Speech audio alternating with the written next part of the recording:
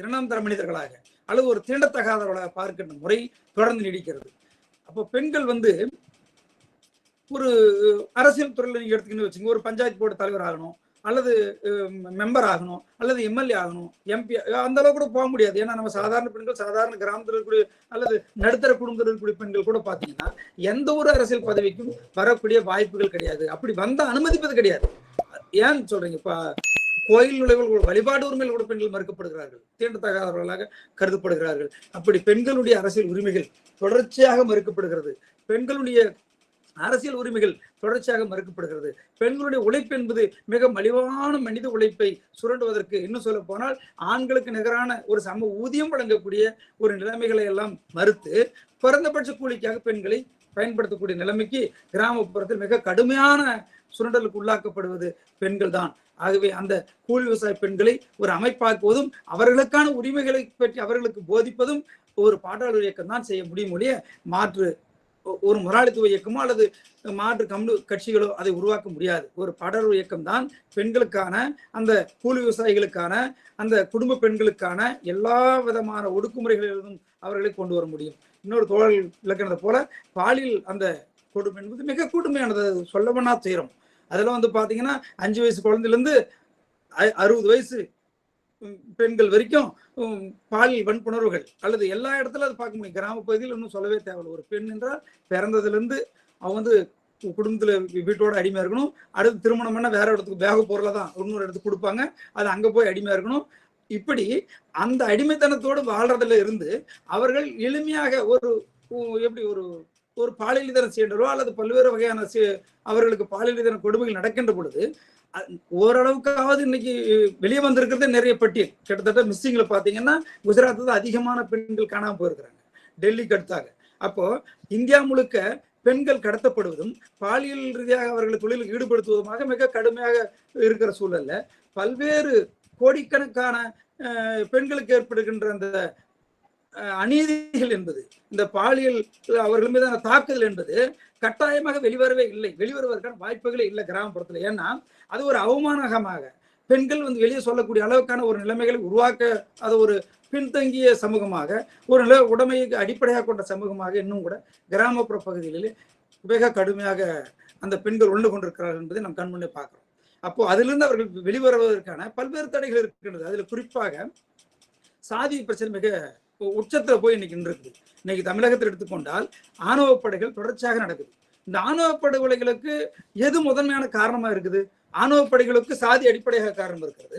சாதியை தக்க வைப்பதற்கு அடிப்படையாக இருப்பது ஒரு பெண் ஒரு போகப் பொருளாக, பெண் ஒரு இனப்பெருக்க கருவியாக, ஒரு கருவியாக, எந்திரமாக பார்க்கின்ற, அல்லது ஒரு அடிமைத்தனத்தில் இருக்கக்கூடிய ஒரு குடும்ப அபிவிருத்திக்கான ஒரு வாரிசுகளை உருவாக்கக்கூடிய ஒரு இடத்துல அந்த பெண்ணை ஒரு அடிமைத்தனத்தில் வைத்திருப்பதால் இன்னைக்கு சாதி ஆதிக்கத்தை தக்க வைப்பது என்பதே பெண்ணை தான் முதன்மைப்படுத்தி பார்க்கிற போக்கு இன்னைக்கு மிக அதிகமாக இருப்பதனால் தான் ஆணவ படுகொலை என்பதே பெண்ணை மையப்படுத்தி நடக்கிறது.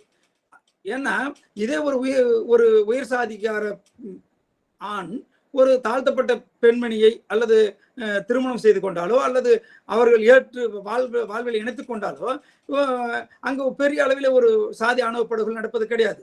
ஆனால் சாதி ஆணவ படுகொலை எங்க நடக்குது என்று சொன்னால் உயர் சாதி பெண்களை அல்லது மிடில் கிளாஸ் சொல்றாங்களா, அந்த பெண்களை தாழ்த்தப்பட்ட அல்லது பட்டியலின பழங்குடியின சமுதாயத்தை சேர்ந்த இளைஞர்கள் காதலித்து திருமணம் செய்து கொள்ளுகின்ற பொழுது அல்லது இணையராக தேர்ந்தெடுத்து வாழுகின்ற பொழுது இந்த தன்னுடைய சொத்துக்கள், தன்னுடைய சாதியினுடைய கௌரவமும், தன்னுடைய உரிமைகள் அல்லது தன்னுடைய கௌரவங்கள் எல்லாம் இந்த திருமணத்தின் மூலம் பறிபோவதாக கருதி ஒரு பெண் தனக்கு சொந்தமானது, அது மட்டுமல்ல அந்த பிறப்பால் உயர்த்தாழ்வு கற்பித்தல், படிநிலை வரிசை முறைகள், இது எல்லாத்தையும் அடிப்படையாக கொண்டு பெண் தான் சாதிக்கான தக்க வைப்பதற்கான கௌரவமாக கருதி பெண்ணை மையமாக கொண்டுதான் சாதிய படுகொலைகள், அந்த ஆணவ படுகொலை நடக்கிறது. ஆகவே பெண் விடுதலையை முதன்மையாக படுத்த வேண்டும் என்று சொன்னால் சாதி ஒழிப்பு மிக அடிப்படையாக, சாதி ஒழிப்பில் பெண்களுடைய விடுதலை மிக அவசியமாக அந்த தேவைப்படுகிறது. சொத்து உரிமை நிறைய ஆரம்பத்தில் தோழர்கள் சொன்னது போல பெண் குழந்தை பிறப்பது என்பது மிக சுமையாக கருதக்கூடிய ஒரு சமூகமாக, பெண் சிசு கொலைகள் கடுமையாக நடந்த ஒரு பகுதியாக இருந்தது. ஆனால் இன்னைக்கு ஒரு வரதட்சணை கொடுமை என்பது மிக கொடுமையாக இருக்கிறது. ஒரு பெண் குழந்தை இருந்தா அது திருமணம் செய்து கொள்வது, அது வாழ்வது, இதெல்லாம் கணக்கெடுத்து பார்த்தீங்கன்னா குறைந்தபட்சம் ஒரு சாதாரண குடும்பத்துல பிறந்தா கூட ஒரு 5 பவுன் நகை போடணும், இல்ல ஒரு வண்டி வாங்கி கொடுக்கணும். இப்படி பெண் குழந்தைகளை வந்து ஒரு பண்டமாற்று பொருளாக அல்லது ஒரு சமூகத்தில் இருக்கக்கூடிய ஒரு பண்டமாக பெண்களை பாவிக்கின்ற இந்த நிலைமைகள் என்பது மிக கொடுமையானதாக கிராமப்புற பகுதிகளிலே பெண் ஒடுக்குமுறை என்பது ஒரு ஆண் ஆதிக்க சமூகம் என்பதை நிரூபித்துக் கொண்டிருக்கிறது. அந்த சமூக பொருளாதார ஒடுக்குமுறைகளில் சிக்கி துவைப்பதில் மிக அதிகமாக பாதிக்கக்கூடியது கூலி விவசாய பெண்கள் தான். அந்த இந்தியா முழுக்க, தமிழகம் முழுக்க இருக்கக்கூடிய பழங்குடியின பெண்களும் தாழ்த்தப்பட்ட பெண்களும், குறிப்பாக உழைப்பாளி பெண்கள் கடுமையாக பாதிக்கப்படுகிறார்கள். ஆகவே அவர்களை அமைப்பாக்குவது, அவர்களை அரசியல்படுத்துவது, அவர்களை பொருளாதார சூழலில் விடுதலை செய்வது என்பது ஒரு சமூக ஜனநாயக கடமையாக நாம் முன்னிறுத்த வேண்டிய அவசியம் இருக்கிறது. இன்னொன்று, இன்னும் கொஞ்சம் வளர்ச்சி அடைந்த பகுதின்னு சொல்றாங்கல்ல, தோழர்கள் சொன்னது போல இந்த தமிழகம் ஓரளவு முன்னேறி இருக்குது. இப்போ இந்த சிறுபெரும்புதூர், சில பகுதிகளில் தொழில் வளர்ந்து இருக்கக்கூடிய ஒரு சில சின்ன சின்ன வளர்ச்சி கண்டு இருக்கிற பகுதியில் இருக்கக்கூடிய தொழிற்சாலைகள் பார்த்தீங்கன்னா, அங்க இருக்கக்கூடிய நிலைமைகள் வந்து இதை விட இன்னும் கொஞ்சம் டெவலப்பா இருக்குதான்னு பார்த்தா இல்லை. ஏன்னா மிக மோசமாக அங்க வந்து தொழிற்சாலைகளில் மிக பெண்கள் வந்து அதிகமாக புகுத்தப்படுகிறார்கள். தோழர் சொன்னது போற அந்த கிருஷ்ணகிரி பகுதியில்னு சொன்னா ஒசூர், அந்த டாடா கம்பெனி இருக்காங்க. அதே மாதிரி தருமபுரி போச்சம்பள்ளி பக்கம், அந்த போச்சம்பள்ளியில ஒரு ஷூ கம்பெனி இருக்கு. இப்போ இந்த கம்பெனிகள் எல்லாமே அதிகமா வந்து பெண்களை தான் வேலைக்கு எடுக்கிறான். எல்லாம் 12 மணி நேரம் ஷிஃப்ட் தான், இங்கே 8 மணி நேரம்லாம் இல்லை. அந்த பெண்களை ஏன் அதிகமா வேலைக்கு எடுக்கிறான் அப்படின்ற ஒரு பிரச்சனை வந்து அங்க கடுமை இருக்குது. ஏன்னா அதிகமா படிச்சாலும் வேலை இல்லை, அதிகமா படிச்சவங்க டிகிரி ஹோல்டர்ஸ் எடுக்கிறது கிடையாது. அதே மாதிரி டிப்ளமோ 10th அதுக்கு தான் எடுக்கிறான், 8வதுக்கு மேல எடுக்கிறான். அது அதிகமா பெண்கள் தான் வச்சிருக்கிறான், பெண்கள் தான் முன்னுரிமை கொடுத்து எடுக்கிறான். அதுக்கு என்ன காரணம் அப்படின்னு பார்த்தா, அது அங்க மட்டும் இல்ல, தமிழகம் முழுக்க, இந்தியா முழுக்க பெண்களை அதிகமாக கார்ப்பரேட் கம்பெனிகள் அல்லது தொழிற்சாலைகளில் வேலைக்கு அமர்த்துவது என்பது ஒரு முதன்மையான நோக்கம் என்னன்னா மலிவான மனித உழைப்பு. பெண்களுடைய கூலியை ஒண்ணு வேணாங்க, ஒரு ஆண் வந்து ஒரு தொழிற்சாலையில வேலை செஞ்சா அவருக்கு ஒரு 15,000 ரூபாய் கொடுக்கணும்னு சொன்னா, பெண்களுக்கு இவன் சொல்ற விதிகள் படி பார்த்தா கூட குறைஞ்சபட்சம் சர்வீஸ் கணக்கில் சொல்றான். ஆனா அப்படி இல்லை. ஆனா கொடுக்கறது என்னன்னா ஒரு 50% தான் கொடுக்குறான். 8,000 ரூபாய், 7,000 ரூபாய், 15,000 ரூபாய் ஆண்களுக்கு கொடுத்தா பெண்களுக்கு 8,000 7,000 ரூபாய் 50%, 50% கூலி தான் வழங்குறான். இப்ப மீது 50% கூலியை அந்த முதலாளி லாபமாக பெருவாரி நோக்கத்திலும் தான் பெண்களை வந்து அமர்த்துறான். பெண்களை வந்து பெருவாரியா பெருநகரங்கள்ல அல்லது தொழிற்சாலை இருக்கக்கூடிய பகுதிகளில் அதிகமாக வந்து பெண்களை வந்து வேலைக்கு அமர்த்துறான். அப்படி பெண்களை வேலைக்கு அமர்த்துறதுல பெண்களுக்கு எந்த விதமான பாதுகாப்பும் கிடையாது. அங்கெல்லாம் எந்த தொழிற்சாலையும், தனியார் தொழிற்சாலையில நீங்க எந்த ஒரு ஃபேக்டரியில போய் பார்த்தாலும் சரியே, பெண்களுக்கு மகப்பேறு விடுப்பு என்பதே கிடையாது. பெண்களுக்கு அந்த வெளிப்படையா சொல்லணும், அவங்களுடைய உடல் ஒவ்வாத நிலைமைகள் ஏற்படுகின்ற, அவர்களுடைய சோர்வு ஏற்படுகின்ற பொழுது அல்லது அவர்களுக்கு விடுப்பு என்பதே கிடையாது. எல்லாம் 24 hours தான், 24 மணி நேரம் 12 மணி நேரம் ஒர்க்கு கட்டாயமா செய்யணும். அந்த இரவு டியூட்டி எல்லாம் தோழர் சொன்ன மாதிரி நைட் 12 கரெக்டாக நைட்டு 1 மணிக்கு கொண்டு வந்து இருக்கிறாங்க. தருமபுரியில் அந்த டாடா கம்பெனிலேருந்து வந்து தொழிலாளிகள் இருக்கிறத நைட்டு 1 மணிக்கு கொண்டு வந்துருக்கிறோம். எந்த பெண் பிள்ளைகளும் அங்கேருந்து எப்படி சொல்றது, ஒரு முறையான பாதுகாப்பு கூட கிடையாது. அந்த தொழிற்சாலையும் கிடையாது, வெளியவும் கிடையாது. இப்படி ஒரு பாதுகாப்பற்ற நிலையில் பெண்களை வேலைக்கு அமர்த்தி மலிவான மனித உழைப்பை சூறையாடுவது, கொள்ளையடிப்பது தான் இன்னைக்கு இருக்கக்கூடிய அந்த தொழிற்சாலையினுடைய முதலாளிகளுடைய நோக்கமாக இருக்கின்றது. இது வந்து குறிப்பா இந்த பகுதியில் எல்லாமே சொல்ல முடியும். இப்போ சிறுபெரும்புதூரோ அல்லது பல்வேறு தொழிற்சாலைகளை காட்ட முடியும் நம்மளால. எந்த தொழிற்சாலையிலுமே இந்திய அரசியல் சட்டப்படி அல்ல குறைஞ்சபட்சம் இன்னைக்கு இருக்கிற எந்த சட்டப்படியுமான எந்த உத்தரவாதமும் தொழிற்சாலை கிடையாது. அடுத்து என்ன சொல்றாங்கன்னா, ஆண்கள்லாம் சங்கம் வைக்கிறாங்க, இல்ல குறைந்தபட்சம் ஆண்கள் வந்து எதிர்ப்பு கேட்கறாங்க. ஆனா பெண்கள் வந்து ஒரு சங்கம் வைக்கக்கூடிய எந்த ஒரு உரிமையும் கிடையாது.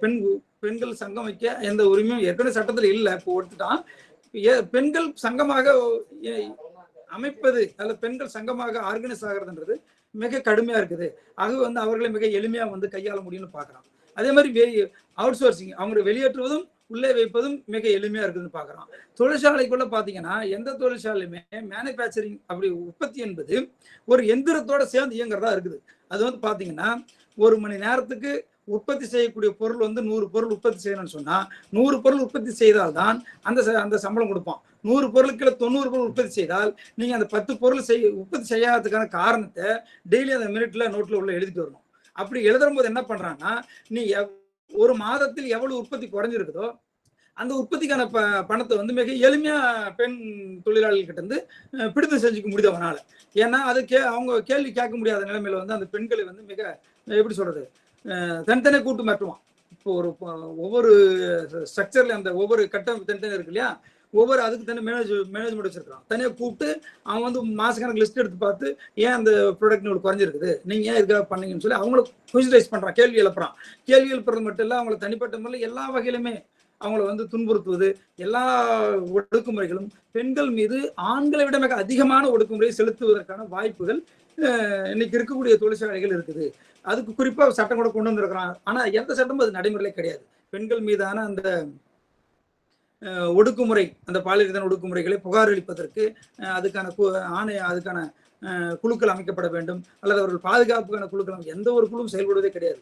அப்படி வெளிப்படையாக பெண்கள் வந்து 90% அவர்கள் மீதான ஒடுக்குமுறைகளை அவர்கள் வெளிப்படையாக வைத்து அதற்கான போராட்டம் நடத்துவதோ அல்லது அதற்கான சமூக சூழ்நிலையிலிருந்து அவர்கள் வெளிக்கொண்டு வருவதற்கோ எந்த விதமான வாய்ப்பும் இந்த சமூக அமைப்பு நகரத்திலும் சரி கிராமத்திலும் சரி அவர்களுக்கு வழங்கவில்லை.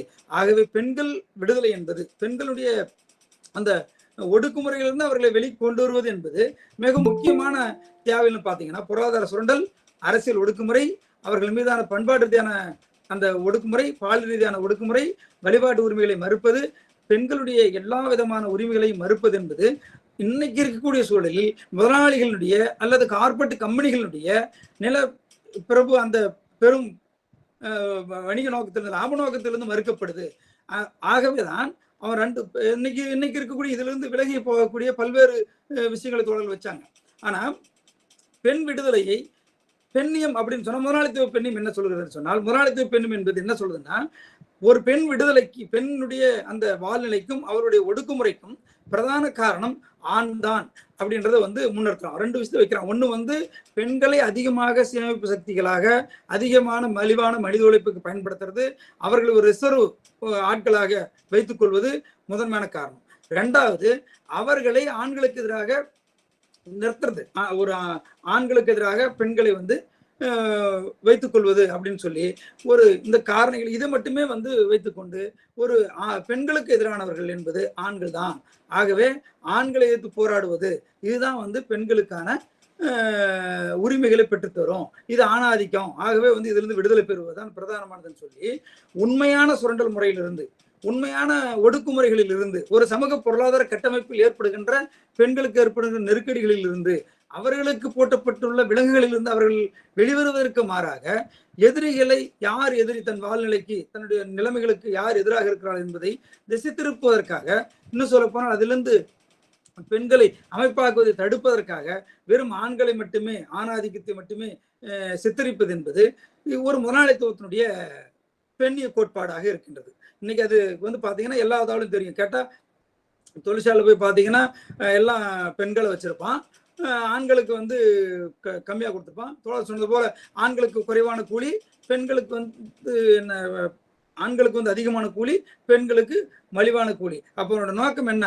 மலிவான மனித உழைப்பை, மலிவான பெண்களுடைய உழைப்பை பெறுவதுதான் ஒரு தொழிற்சாலையினுடைய பிரதான நோக்கம் இருக்குது ஒழிய இதை ஆண்கள் தான் வந்து அவங்களுக்கு வந்து எதிரானவர்கள் இருக்கிறாங்க அப்படின்னு இல்லை. பெண்களிலும் பாட்டாளி வர்க்க பெண்கள், தொழிலாளியாக இருக்கக்கூடிய பெண்களுக்கு மிக கடுமையான நெருக்கடிகளை, கடுமையான அந்த மன உளைச்சல்களை எல்லா வகையிலையும் தோழர் சொன்னது போல பாத்தீங்கன்னா, உங்களுக்கு வந்து ஒரு பெரிய பணக்கார வீட்டில் நடக்கக்கூடிய அந்த பல்வேறு வகையான தவறான போக்குகள் எல்லாம் உடனடியாக வெளிச்சத்துக்கு வராது.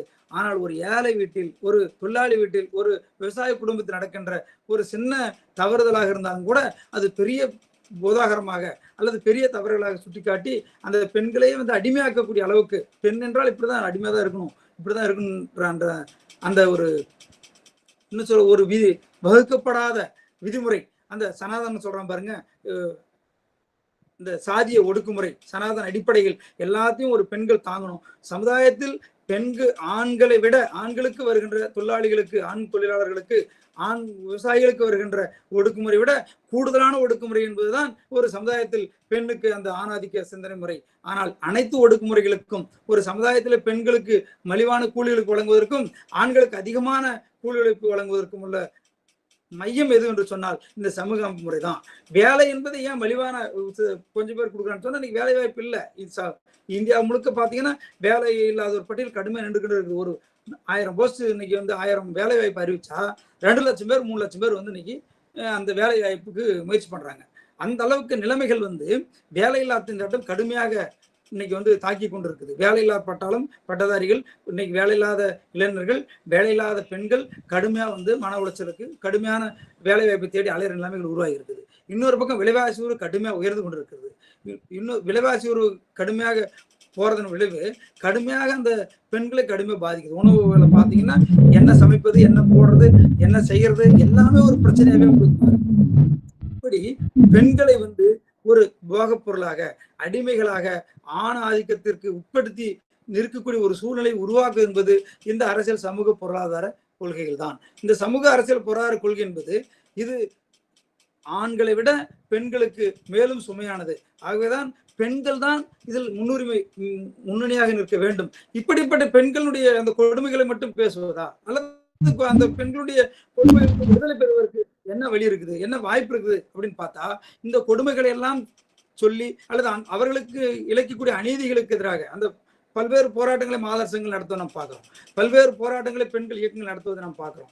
ஆனால் அந்த போராட்டங்கள் எல்லாம் ஒரு மையத்தோடு இணைய வேண்டும். எப்படின்னு சொன்னா, இன்னைக்கு இருக்கக்கூடிய முதலாளித்துவ பெண்ணியவாதமோ அல்லது பெண் விடுதலை பற்றி பேசுவது எல்லாமே வர்க்க விடுதலையை கைவிட்டு வர்க்க ரீதியாக பெண்கள் அணிதிரட்டுவதை திசை திருப்புகின்ற வகையிலே வெறும் சீர்திருத்தம் அல்லது பெரும் பெண்ணியத்தை மட்டுமே பேசி அல்லது பெண் விடுதலையை முழுமைப்படுத்தாமல் அது ஒரு இந்த சமூகத்துக்குள்ளாரே பெண் ஆண் என்ற பாலின வேறுபாட்டை உருவாக்கி எதிரெதிர் திசையில் நிறுத்துவதற்காக வெறும் பெண்ணியத்தை பேசுகிறவருடைய உழைக்கின்ற பெண்களுடைய அந்த அவர்களுடைய உண்மையான விடுதலையை அவர்கள் முன்னெடுப்பது கிடையாது. அப்படி எந்த இயக்கம் முன்னெடுக்கிறதுக்கு ஒரு தகுதி என்று சொன்னால் அது மார்க்சிய மாவோ சிந்தனை ஏற்றுக்கொண்ட ஒரு பாடாளு இயக்கம்தான் அவர்களை அமைப்பாக்க வேண்டும். அவர்களை அமைப்பாக்குவது என்று சொன்னால் அவர்கள் படுகின்ற துன்ப துயரங்கள், அவர்களுக்கு இருக்கக்கூடிய அரசியல் போராட்ட நெருக்கடிகள், அவர்களுக்கு இருக்கக்கூடிய அன்றாடம் நடக்கக்கூடிய ஒவ்வொரு நாளும் நிகழக்கூடிய அந்த கொடுமைகளுக்கு எதிராக, அது தனி மனிதனுடைய அந்த மகளிர் மீதான தாக்குதலாக இருக்கலாம்,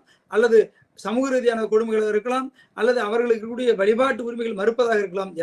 அவர்களுக்கு மறுக்கப்படுகின்ற பெண்களுக்கு வழங்க வேண்டிய ஒரு குறைந்தபட்ச ஜனநாயக உரிமைகள் கூட மறுக்கப்படுகின்ற ஒரு சமுதாயத்தில் நம்ம வாழ்ந்து கொண்டிருக்கோம். தோழர்கள் சொன்னாங்க பாருங்க, நிறைய தோழர்கள் சொல்றாங்க, எல்லா கம்யூனிஸ்ட் கட்சியிலும் எல்லா தோழர்களும் ஜனநாயகம் சுதந்திரம் எது வேணா பேசுறாங்க. ஆனா நடைமுறையில் அவர்கள் அந்தந்த குடும்பங்களில் உண்மையில் ஜனநாயகமாக இல்லை அல்லது ஜனநாயகபூர்வமாக நடந்துக்க முடியல அப்படின்னு சொல்றது உண்மையிலே ஒரு 90% மிக சரியான விமர்சனங்கள் தான். ஆனா அதே நேரத்தில் அதற்கு அந்த ஆண்களை பொறுப்பாக்குவது முதன்மையானது. இந்த சமூகத்தையும் அதனோடு இணைத்துக் கொள்ள வேண்டும். ஏனென்று சொன்னால் இந்த சமூகத்தில் கூலியை தீர்மானிப்பது, பெண்களுடைய வேலையை தீர்மானிப்பது, பெண்களுடைய வாழ்வுரிமை தீர்மானிப்பது, திருமண உரிமைகளை தீர்மானிப்பது, எல்லாத்தையும் தீர்மானிப்பது இந்த சமூக கட்டமைப்பு அமைப்பு முறைதான். இந்த சமூக கட்டமைப்பு முறை இயக்குவது இன்னைக்கு இருக்கக்கூடிய ஆளும் வர்க்கங்களும் இன்னைக்கு இருக்கக்கூடிய சமூக உற்பத்தி உறவுகளை இப்படியே பாதுகாக்க வேண்டும். அல்லது இதிலிருந்து இந்த சமூகத்தை அடுத்த கட்டத்தில் கொண்டு செல்வதற்கு தடையாக இருக்கக்கூடிய அந்த நிதி மூலதன கும்பல்கள் தான், கார்பரேட் கம்பெனிகள் தான், இந்திய ஆட்சியாளர்கள் தான் இதற்கு பிரதான பொறுப்பு. இந்தியாவுடைய ஆளும் வர்க்கங்களும் தரமுறாளிகளும் தான் இந்திய சமூகத்தினுடைய வளர்ச்சிக்கு தடையாக இருக்கிறார்கள். அப்ப சமூக வளர்ச்சி என்பது அது எல்லா தொழிலாளிகளுக்கும் பெண்களுக்கும் ஆண்களுக்கும் எதிரானது.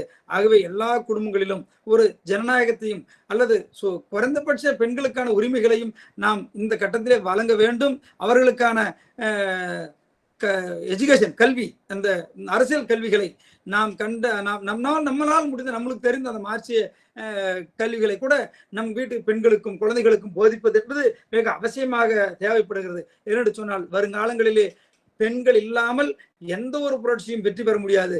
பெண்கள் இன்னைக்கு சமூகத்தில் சரிபாதியாக இருக்கின்ற பெண்கள் எந்த ஒரு அமைப்பிலும் தலைமை தாங்காமல் பெண் விடுதலை என்பது அல்லது வர்க்க விடுதலை என்பது சாத்தியமில்லை.